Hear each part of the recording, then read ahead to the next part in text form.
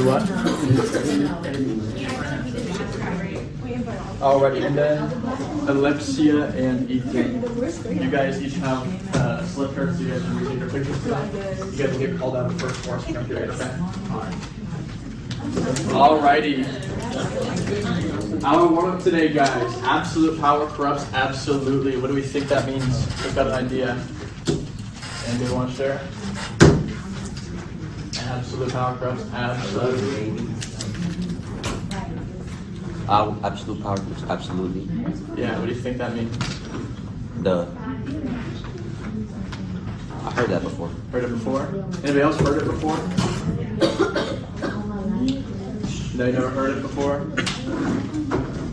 You heard it before? Where'd you hear it? Some superhero movie? Alright. Anybody else ever heard her saying today? Absolute power corrupts absolutely. No. Absolute power corrupts absolutely.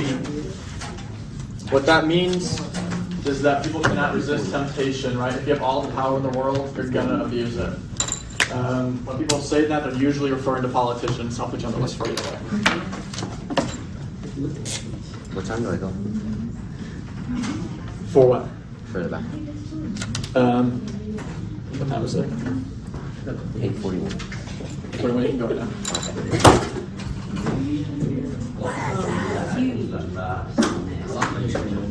Alrighty. Go ahead and put those away. I'm going to come by and collect your sticky notes. I want you guys to open up Manage Back. There is a PowerPoint on there. It'll look like the one I have on the board. Go ahead and pull that out. We're going to take 2 more notes today. We will play a game afterwards on the notes we're taking. That way you guys can earn some candy, right? That big old... On my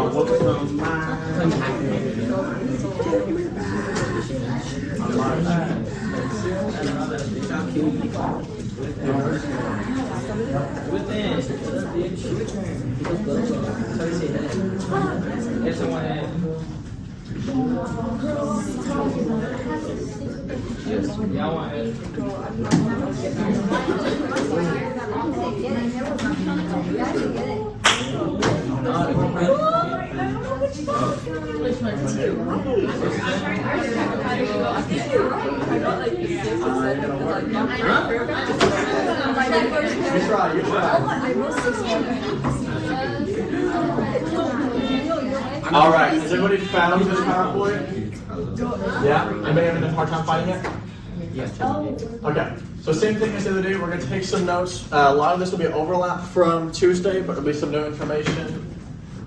Please create like a new Pages document, or if you'd rather do it on a piece of paper, just take a picture of your notes afterwards and then submit it to management. Okay? And then again, we'll use the information we learned today in the notes and play and look at afterwards. And are we ready to start? Everybody in the right space? Yeah, feeling good? Okay, let's start. So we'll just start off with what we're trying to achieve today, right? Our objectives. I want you guys to be able to explain why a plan was needed for Reconstruction. You need to compare the Reconstruction plans of Abraham Lincoln, Andrew Johnson, and Congress. And finally, you need to be able to discuss Johnson's political difficulties and impeachment. As we're going through today's notes, I want you guys to think of these 3 goals, so that way at the end of the lecture we can answer these kind of questions. And let's get off some terms and people, right? So, Reconstruction. Turn off the lights, can you guys see? No, I can't see that good. You can't see me, turn off the lights. Reconstruction was a program implemented by the federal government between 1865 and 1877. Turn the lights on for you. They did so to repair the damage to the South caused by the Civil War and restore the southern states to the Union. Radical Republican, have you ever heard that one before? No, Radical Republicans were members of Congress who believed the Confederates' slavery and secession were criminal and ought to be punished. And finally, the Wade-Davis Bill. In 1864, Congress, as a congressional proposal to allow Confederate states to rejoin the Union by demanding a guarantee of black equality, and that was vetoed by Lincoln. And do you remember from the other day what a veto is? Say no. When the president says no. Yep. When a bill comes to a president to sign into law, he has 3 options. He can say yes, he can veto it, or he can do what's called a pocket veto, where he does nothing. He just leaves it on his desk and ignores it. Any questions about those 3 words before I move on to the next set? Pocket vetoes don't go anywhere. Pocket vetoes are almost the same thing as a veto, they're just not official. Right? If the president vetoes something, they write it down, end of story. A pocket veto is he gets the bill, and rather than saying yes or no, he just ignores it. So it never gets acknowledged or done. No, never gets done. Yeah, I don't care. Are we ready to move on? Can I go on to the next slide for you guys? Just take a minute.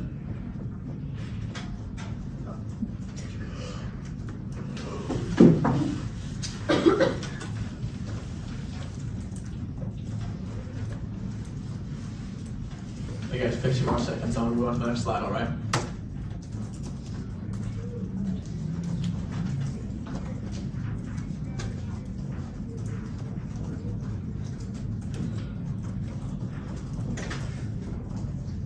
All right.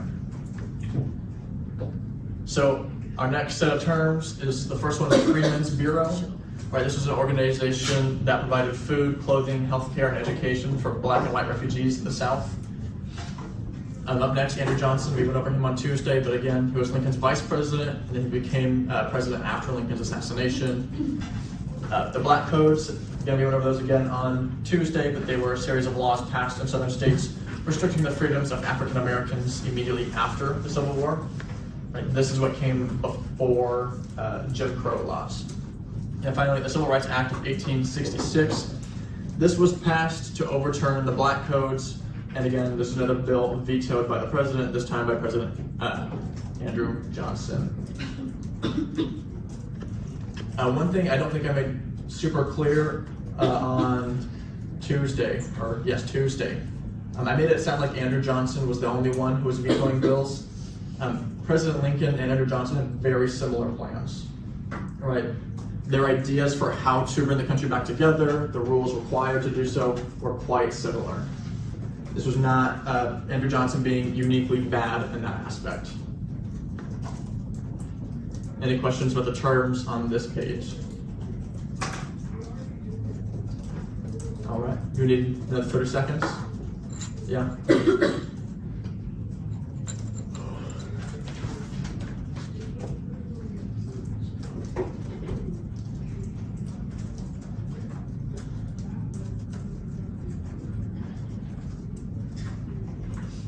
Anybody remember what were some things the Black Codes did not allow African Americans to do in the South? Yeah. On land. Yeah, they couldn't own land or anything else. Lease, sell, provide. Right, they couldn't lease or buy, sell land. The other one?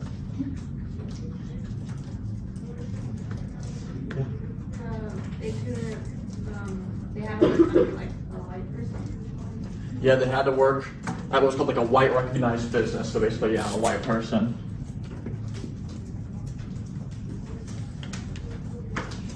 All right, let's move on to our next slide here.